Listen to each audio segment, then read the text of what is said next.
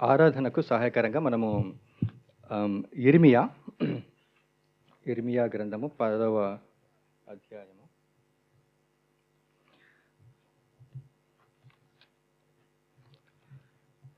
10వ అధ్యాయం నుంచి 15 వచనాల వరకు చదువుకుందామంటే నేను త్వరగా చదువుతాను. ఇర్మియా గ్రంథము 10వ అధ్యాయము, పేజ్ నంబర్ 636 తెలుగులో. ఇర్మియా 10 మొదటి నుంచి. ఇశ్రాయేలు వంశస్థులారా, యెహోవా మిమ్మును గూర్చి సెలవిచ్చిన మాట వినుడి. యెహోవా సెలవిచ్చినదేమనగా, అన్యజనముల ఆచారములను అభ్యసించకుడి. 3వ వచనం చదువుతాను. జనముల ఆచారములు వ్యర్థములు. అడవిలో ఒకడు చెట్టు నరుకున్నట్లుగా అది నరకబడును. అది పనివాని గొడ్డలితో చేసిన పని. వెండి బంగారముల చేత పనివారు దానిని అలంకరింతురు. అది కదలక ఉండునట్లు మేకులు పెట్టి సుత్తెలతో బిగగొట్టి దాన్ని నిలుపుదురు. అవి తాటి చెట్టు వలె తిన్నగా ఉన్నవి. అవి పలుకవు, నడవనేరవు గనుక వాటిని మోయవలసి వచ్చెను. వాటికి భయపడకుడి, అవి హాని చేయనేరవు. మేలు చేయుట వాటి వలన కాదు. యెహోవా, నిన్ను పోలిన వాడెవడునూ లేడు. నీవు మహాత్మ్యము గల దేవుడవు. నీ శౌర్యమును బట్టి నీ నామము ఘనమైనదాయును. జనములకు రాజా, నీకు భయపడని వాడెవడు? జనముల జ్ఞానులందరిలోనూ వారి రాజ్యములన్నిటిలోనూ నీ వంటి వాడొకడును లేడు గనుక నరులు నీకు భయపడుట అనుగుణ్యము. జనులు కేవలము పశుప్రాయులు, అవివేకులు. బొమ్మల పూజల వలన వచ్చు జ్ఞానము వ్యర్థము. తర్షీషు నుండి రేకులుగా సాగగొట్టబడిన వెండియు, ఉపాజు నుండి బంగారమును తెత్తురు. అది పనివాని పనియే గదా. పోతపోయువాడు దాన్ని చేసెను. నీల ధూమ్ర వర్ణములు గల వస్త్రములు వాటికున్నవి. అవన్నీయు నేర్పరలగు పనివారి పనియే. యెహోవాయే నిజమైన దేవుడు. ఆయనే జీవము గల దేవుడు. సదాకాలము ఆయనే రాజు. ఆయన ఉగ్రతకు భూమి కంపించును. జనములు ఆయన కోపమును సహింపలేవు. మీరు వారితో ఇలాగ చెప్పవలను, ఆకాశమును భూమియు భూమిని సృష్టింపని ఈ దేవతలు భూమి మీద ఉండకుండాను ఆకాశం కింద ఉండకుండాను నశించును. ఆయన తన బలము చేత భూమిని సృజించెను. తన జ్ఞానము చేత ప్రపంచమును స్థాపించెను. తన ప్రజ్ఞ చేత ఆకాశమును విశాలపరచెను. 14వ వచనము. తెలివి లేని ప్రతి మనుష్యుడు పశుప్రాయుడు. పోతపోయి ప్రతి వాడును తాను చేసిన విగ్రహమును బట్టి అవమానమునందుచున్నాడు. అతడు పోత పోసినది మాయారూపము, అందులో ప్రాణమేమీ లేదు. అవి ఆశను చెడగొట్టు మాయాకార్యములు. విమర్శ కాలంలో అవి నశించిపోవును. యాకోబునకు స్వాస్థ్యమగువాడు వాటి వంటి వాడు కాడు. ఆయన సమస్తమును నిర్మించువాడు. సో ఇప్పటిదాకా మనం చదువుకున్న వాక్య భాగంలో మనకు ఏమర్థమైందండి? ఈ వివరణ అంతా దేని గురించి ఇస్తున్నారు? 2 అంశాలు మనం చూడగలం కదండి. ఏ అంశాలండి? జీవము లేనివి, జీవము కలిగినవి. సో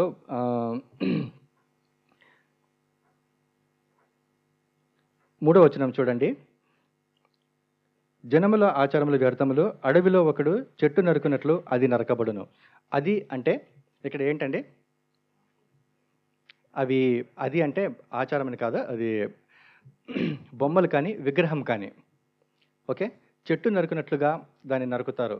లేదా వాళ్ళు ఒక విగ్రహం కానీ బొమ్మ కానీ తయారు చేయాలంటే వాళ్ళు మొదట ఏం చేస్తారంటే, పనివాడు, నేర్పరైన పనివాడు గొడ్డలు తీసుకొని చెట్టు మొద్దును నరుకుతాడు, దానికి ఒక ఆకారం ఇస్తాడు. లేదా రాయి నుండి అయినా కానీ ఆ విగ్రహాన్ని తయారు చేస్తారు. ఒక సుత్తి కానీ ఉలి కానీ తీసుకొని రాతిని తొలిచి దానికి ఒక ఆకారం ఇస్తారు. ఇదంతా ఎవరు చేస్తున్నారు? మనుషులు చేస్తున్నారు, నరులు చేస్తున్నారు. ఇది వారి చేతి పని అయింది. సో అక్కడితో ఆ పని అయిపోలేదు. తర్వాత వాళ్ళు ఏం చేస్తున్నారు? వాటిని అలంకరిస్తున్నారు. ఎలా అలంకరిస్తున్నారు అంటే, వెండితోనూ బంగారుతోనూ అలంకరిస్తున్నారు. ఎక్కడి నుంచి తెస్తున్నారు వెండిని? తర్షీషు నుంచి వెండిని తీసుకొస్తున్నారు. రేకుల వల్లే సాగగొట్టి, అంటే ఒక ప్లేట్స్ లాగా తయారు చేసి తీసుకొస్తున్నారు. అట్లాగే ఇంకొక చోట నుంచి వాళ్ళు బంగారుని కూడా తీసుకొని వస్తున్నారు. మొదటగా వాళ్ళు గొడ్డలతో ఒక ముద్దును నరికి లేదా సుత్తివులతో రాయిని తొలిచి ఒక ఆకారం ఇచ్చి దాన్ని వెండి బంగారం చేత అలంకరిస్తున్నారు. ఐ రిక్వెస్ట్ ఆ team to display the table. నేను ఒక టేబుల్ ఇచ్చాను. రెండోదిగా వాళ్ళు ఏం చేస్తున్నారు? వాటిని అలంకరిస్తున్నారు. సో, జీవము లేని వాటికి, విగ్రహములకు మన దేవుడికి ఉన్న తేడా ఏంటంటే, విగ్రహములను ఎవరో ఒకరు తయారు చేయాలి. కానీ దేవుడనేటువంటి వాడు ఒకవేళ ఒకరు ఎవరైనా దేవుడని పిలువబడాలి అంటే, ఆయనకు ఉండాల్సినటువంటి మొట్టమొదటి లక్షణం ఏంటి? I hope it will be visible for you. మీకు కనపడుతుందని అనుకుంటున్నా. వీలైనంత వరకు చూద్దాం. సో, మొదటి లక్షణం ఏంటి? ఆయన జీవం కలిగి ఉండాలి. ప్లస్ ఆయనను ఎవరు సృజింపకూడదు. ఎవరు సృజింపకుండానే ఆయన ఉనికి కలిగి ఉండాలి. హీ షుడ్ బి ఎగ్జిస్టింగ్ కదండి. ఒకరు సృజింపబడక ఆయన ఉనికిలో ఉండాలి. అది మొదటి లక్షణం. రెండవది ఏంటి? పనివారు వాటిని అలంకరిస్తున్నారు. వాటిని వెండి చేత, బంగారు చేత, తర్వాత సెకండ్ స్టెప్ అలంకరిస్తారు. కానీ మన దేవుని గురించి ఏమని రాయబడిందంటే వాక్యంలో 6వ వచనం చూస్తే, యెహోవా నిన్ను పోలినవాడు ఎవడును లేడు. నీవు మహాత్మ్యము కలిగినటువంటి దేవుడు. ఆయన గొప్పవాడు. ఆయన ఒకరు అలంకరించాల్సిన అవసరం లేదు. తర్వాత అదే 4వ వచనంలో మనం చూసినట్లయితే ఏమనుంది? అది కదలకై ఉండినట్లు మేకులు పెట్టి సుత్తెలతో బిగగొట్టి దానిని నిలుపుదురు. ఎందుకంటే వాటికి ఒక ఆకారం ఇచ్చిన తర్వాత మొదటగా అవి పడిపోయేటువంటి స్వభావం కలగదా వస్తువులు కానీ విగ్రహాలు కానీ. అవి పడిపోకుండా ఉండాలంటే వాళ్ళు ఏం చేస్తున్నారు? మేకులు తీసుకొని సుత్తెలతో దిగగొట్టి వాటిని నిలుపుతున్నారు. కానీ ఆ అవసరము మన దేవుడికి లేదు. ఎందుకంటే మన దేవుడు స్వతహాగా ఉనికి కలిగినటువంటి దేవుడు ఆయన. ఆయన ఏదో పడిపోతున్నాడు కదని చెప్పి తీసుకుపోయి ఒక చోట స్ట్రాంగ్గా ఆయన నిలబెట్టాల్సిన అవసరం లేదు. అదే 6వ వచనంలో మనం ఏం చూస్తున్నాం? నిన్ను పోలిన వాడెవడు, నీవు మహాత్మ్యము కలిగినటువంటి దేవుడవు, and at the same time నీ శౌర్యమును బట్టి నీ నామము ఘనమైనదాయను. ఇక్కడేమో విగ్రహాలు పడిపోకుండా నిలబెట్టడం కోసము నానా కష్టాలు పడుతున్నారు వాటిని నిలబెట్టాలని. కానీ మన దేవుడు ఎలాంటి వాడంటే రోషం కలిగినటువంటి దేవుడు, శౌర్యం కలిగినటువంటి దేవుడు. ఆయన శౌర్యమును బట్టి ఆయన నామం ఏమంటుంది? 6వ వచనంలో నీ నామము ఘనమైనదాయను. తర్వాత స్టెప్. ఇప్పుడు 2 స్టెప్స్ అయినాయి. మొదటిది ఒక రూపాన్ని చెక్కారు. రెండవదిగా వెండి బంగారం చేత అలంకరించారు. మూడవదిగా వాళ్ళు ఏం చేస్తున్నారంటే 9వ వచనంలో చూడండి, నీల ధూమ్రములు గల వస్త్రములు వాటికున్నవి. వాళ్ళు ఏం చేస్తున్నారు? మనుషులు వాటికి బట్టలు దొడుగుతున్నారు. విగ్రహాలకి బట్టలు దొడుగుతున్నారు. ఎలాంటి బట్టలు అంటే నీల ధూమ్ర వర్ణములు గల వస్త్రములు. నీలం అంటే బ్లూ కలర్, ధూమ్రవర్ణం అంటే పర్పుల్ కలర్. వాటికి వస్త్రాలు ధరింపజేస్తూ ఉన్నారు. కానీ మన దేవుడికి అవసరం ఉందా అండి? మన దేవుడికి అవసరం లేదు. ఆయన ఎలాంటి వాడు అంటే నీతిని, పరిశుద్ధతను తనకు వస్త్రంగా ధరించుకునేటువంటి గొప్ప దేవుడు ఆయన కదండి. ఒకళ్ళు ఎవరో వచ్చి ఆ విగ్రహాలు, బొమ్మలు నేకెడ్గా ఉన్నాయి లేదా నగ్నంగా ఉన్నాయని చెప్పి బట్టలు కప్పుతారు కదా. మనం గమనించినట్లయితే this is the trend everywhere in the world, through out the world. ప్రపంచంలో ఎక్కడ చూసినా కూడా this is the trend the follow. బొమ్మలు లేదా విగ్రహాలను సృజించినప్పుడు మొదటగా నేకెడ్గా ఉంటాయి కాబట్టి వాటికి ఏం చేస్తారు? తర్వాత బట్టలు కప్పుతారు. కానీ మన దేవుడు అలాంటి దేవుడు కాదండి. ఆయనే మనకు వస్త్రములు ఇచ్చి మనల్ని బట్టలు కప్పేటువంటి దేవుడు ఆయన.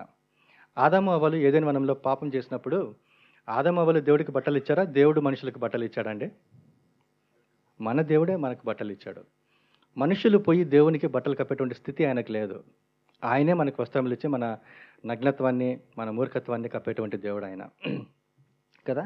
తర్వాత 5వ వచనం, అవి పలుకవు, నడువవు కనుక వాటిని మోయవలసి వచ్చిన. నెక్స్ట్ స్టెప్, వాటిని విగ్రహాలను ఒక చోట తయారు చేసిన తర్వాత వాటిని అక్కడే ఉంచుతారా? ఒక చోటు నుంచి ఇంకో చోటు తీసుకుపోతారు. చాలామంది వచ్చి కొనుక్కుపోతారు కదా. అవి నడవలేవు కాబట్టి కొంతమంది వచ్చి వాటిని మోయాల్సి వచ్చింది కదా. అవి మాట్లాడలేవు కూడా. కానీ మన దేవుడు అలాంటి దేవుడు కాదు. మన దేవుడు మాట్లాడేటువంటి దేవుడు, చలనం కలిగినటువంటి దేవుడు ఆయన, చలించేటువంటి దేవుడు ఆయన. ఎందుకంటే ఆయన సజీవుడు కాబట్టి ఒక చోట ఉండాల్సిన అవసరం లేదు ఆయనకి. ఆయన చలనం కలిగినటువంటి దేవుడు ఆయన. తర్వాత కీర్తనలు మీరు తీయాల్సిన అవసరం లేదు. కీర్తనలు 115వ అధ్యాయము, అలాగే 135వ అధ్యాయము, ఈ 2 అధ్యాయాలు కూడా ఒకసారి ఇంటికి పోయిన తర్వాత చూడండి. కీర్తనలు 115, 135, ఈ 2 అధ్యాయాలు కూడా విగ్రహాల గురించినటువంటి వర్ణన అక్కడ ఉంది. అది ఏమని ఉందంటే అక్కడ, వాటికి నోరుండియు మాట్లాడవు,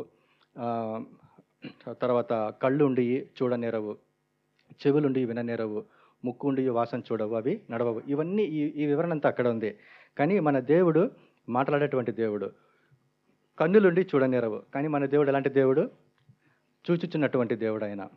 ఆయనకి ఒక స్త్రీ ఒక పేరు ఇచ్చింది, ఆయన చూచుచున్న దేవుడు అని. ఏం పేరు అది? బెయర్ల హాయిరోయ్ అని ఇచ్చారు కదా. ఆయన చూచుచున్నటువంటి దేవుడు ఆయన. ఆయనకు ఉన్నటువంటి బిరుదు ఏంటి? చూచుచున్నటువంటి దేవుడు ఆయన. ఎందుకంటే ఆయన సజీవుడు కాబట్టి. ఆయన మాట్లాడతాడు, ఆయన చూస్తాడు, మనం ప్రార్థన చేసినప్పుడు మన మొరలు వింటాడు. మన మొరలు వినిన తర్వాత వాటికి జవాబులు కూడా ఇచ్చేటువంటి దేవుడు ఆయన. తర్వాత 5వ వచనంలోనే చూడండి, వాటికి భయపడకుడి, అవి హాని చేయనేరవు. బొమ్మలు కాబట్టి, విగ్రహాలు కాబట్టి అవి వాటికి భయపడాల్సిన అవసరం లేదు. తర్వాత అవి హాని చేయలేవు. కానీ మన దేవుని గురించిన వర్ణన ఏమనుంది? 7వ వచనంలో ఒకసారి చూడండి బైబిల్‌లో. జనములకు రాజా నీకు భయపడని వాడెవడు? ఒకవేళ ప్రపంచంలోని దేశాలన్నీ కూడా ఒకవేళ దేవునికి భయపడకుండా తిరుగుబాటు స్వభావం కలిగి ఒకే పాపంలో జీవిస్తూ ఉంటే దేవుడు ఏం చేస్తాడు? God will send a warning signal to them. దేవుడు ప్రజలని మీరు పాపం నుండి తిరగండి అని హెచ్చరించి భయపెడతాడు. భయపెట్టడం అంటే నా ఉద్దేశము lovingly, otherwise will be destroyed. మీరు నశించిపోతారు అన్న రకంగా భయాన్ని అనుగ్రహిస్తాడు. మన దేవుని వాక్యం ఏమనుంది? జనములకు రాజా నీకు భయపడిన వాడెవడు? కదండి. ఈ భయం ఎలాంటిది అంటే రెవరెన్స్తో కూడినటువంటిది, అంటే భక్తితోనూ గౌరవంతోనూ కూడుకున్నటువంటి భయం. అటువంటి భయం ఇది. కానీ విగ్రహాలను చూస్తే మనం భయపడాల్సిన అవసరం లేదు. తర్వాత అవి హాని చేయవు and at the same time మేలు కూడా చేయలేవు. అదే కదా మనం చూస్తున్నాము 5వ వచనంలోనే. అవి మేలు కూడా చేయలేవు. కానీ మన దేవుడు ఎలాంటి స్వభావం కలిగినటువంటి దేవుడు? మేలు చేసేటువంటి దేవుడు. ఆయన మనకు ఒక పాట కూడా ఉంది కదండి, మేలు చేయక ఆయన ఉండలేడు. ఒకవేళ మాకు సహాయం కావాలి దేవా, నేను శ్రమలో ఉన్నాను, కష్టాల్లో ఉన్నాను, ప్లీజ్ హెల్ప్ మీ అంటే he's ready to help us. ఆయన మేలు చేయడానికి సిద్ధంగా ఉండేటువంటి దేవుడు ఆయన. తర్వాత 11వ వచనం, ఆకాశమును భూమిని సృష్టింపని ఈ దేవతలు భూమి మీద ఉండకుండాను ఆకాశం కింద ఉండకుండాను అవి నశించును. అవి మ్యాన్ మేడ్ ఐడల్స్ కాబట్టి, మనుషులు చేసినటువంటి విగ్రహాలు కాబట్టి అవి ఒకానొక రోజున నశించిపోతాయి. దేవుని ఉగ్రత దినమందు, విమర్శ దినమందు అవి నశించిపోతాయి. అవి ఇక్కడ ఏమన్నది వర్ణన? ఆకాశమును భూమిని సృష్టింపని ఈ దేవతలు. అదే మనము 12వ వచనం చూద్దామంటే బైబిల్లో, please look into your Bibles. 12వ వచనంలో ఏమనుంది? ఆయన భూమిని సృష్టించాడు, ప్రపంచాన్ని సృష్టించాడు, ఆకాశంను సృష్టించాడు, విశాలపరిచాడు. ఎలా చేశాడు అంటే there is a beautiful description. ఆయన తన బలము చేత భూమిని సృజించాడు, అలాగే తన జ్ఞానము చేత ప్రపంచాన్ని స్థాపించాడు, తన ప్రజ్ఞ చేత అంటే తెలివితేటల చేత ఆకాశమును విశాలపరిచాడు. కానీ ఈ ఐడల్స్, విగ్రహాలు ఏం చేస్తున్నాయండి? ఇవి ఆకాశంను సృజింపలేవు, భూమిని సృజింపలేవు. కాబట్టి ఒకానొక దినమందు, విమర్శ దినమందు అవి ఏమవుతున్నాయి? నశించిపోతున్నాయి. తర్వాత 14వ వచనం ఒకసారి చూడండి. అతడు పోత పోసినది మాయారూపము. మాయారూపం అంటే ఏంటంటే, ఈ కొన్నిసార్లు విగ్రహాలు చేసేవాళ్ళు ఎలా చేస్తారు? మనిషి ఒక జంతువు హాఫ్ లేదా ఒక మనిషి పక్షి సగము రూపం, అంటే మిక్స్డ్ రూపాలు కలిగి ఉంటాయన్నమాట. అంటే పక్షి రూపం కలిగి శరీరం మనిషి ఆకారము, లేదా జంతువు తల కలిగి ఉండి మనిషి ఆకారము. సో ఇట్లాంటి మిశ్రమ రూపం కలిగినటువంటి విగ్రహాలు, బొమ్మలు ఇవి ఎలాంటివి? ఇవి మాయా రూపములు. కిందేమనుంది? అందులో ప్రాణమేమీ లేదు, వాటిలో జీవం లేదు. కానీ మన దేవుని గురించిన వర్ణన ఏమనుందంటే, మన దేవుని గురించి దేవుని వాక్యము బైబిల్ ఏం చెప్తుంది? 10వ వచనం చదవండి. యెహోవాయే నిజమైన దేవుడు, he is the true God. ఆ తర్వాత ఆయన జీవము కలిగినటువంటి దేవుడు. ఆయనలో ప్రాణం ఉంది, ఆయనలో జీవం ఉంది. ఆయన తరతరములకు జీవించేటువంటి దేవుడు. ఆయన యుగములకు సజీవుడైనటువంటి దేవుడు. ఆయన మన ఆయుష్ 90 సంవత్సరాలు లేదా 100 సంవత్సరాలు అనుకుంటే ఒక యుగం అనుకోవచ్చు, ఒక 100 సంవత్సరాలు. కానీ మన దేవుడు యుగములు జీవించేటువంటి దేవుడు ఆయన కదండి. మృతులకు కాదు ఆయన దేవుడు, సజీవులకు దేవుడు. ఆయన సజీవుడైనటువంటి దేవుడు. కానీ బొమ్మలను చూస్తే అవి పూత పూసినటువంటి మాయారూపములు, వాటిలో ప్రాణం లేదు, జీవం లేదు. తర్వాత విమర్శ కాలంలో అవి నశించిపోతాయి. అయితే 16వ వచనంలో ఒకసారి చూడండి దేవుని గురించి ఏమనుందో. యాకోబునకు స్వాస్థ్యమగువాడు వాటి వంటి వాడు కాదు. మన దేవుడు విమర్శ దినమందున మనల్ని విడిచిపెట్టేటువంటి దేవుడు కాదైనా, మనల్ని తొట్టిల్లకుండా కాపాడేటువంటి దేవుడు ఆయన కదా. తన మహిమ ఎదుట మనల్ని ఆనందముతో నీతిమంతులుగాను పరిశుద్ధులుగాను నిలబెట్టుటకు శక్తిమంతుడైనటువంటి దేవుడు ఆయన. విమర్శ దినమందు మనల్ని విడిచిపెట్టాడు. ఇంత గొప్ప దేవుడు మనకున్నాడండి కదా. మన దేవుడు సజీవుడైనటువంటి దేవుడు, యుగములు జీవించేటువంటి దేవుడు. ఆయన జీవము కలిగిన దేవుడు కాబట్టే ఆయన జీవాన్ని మనకు అనుగ్రహించాడు. ఇంత గొప్ప దేవుడిని కలిగిన మనము ఎంత ధన్యులమండి. ఈ సమయం తీసుకొని మనం దేవుని ఆరాధిద్దామా?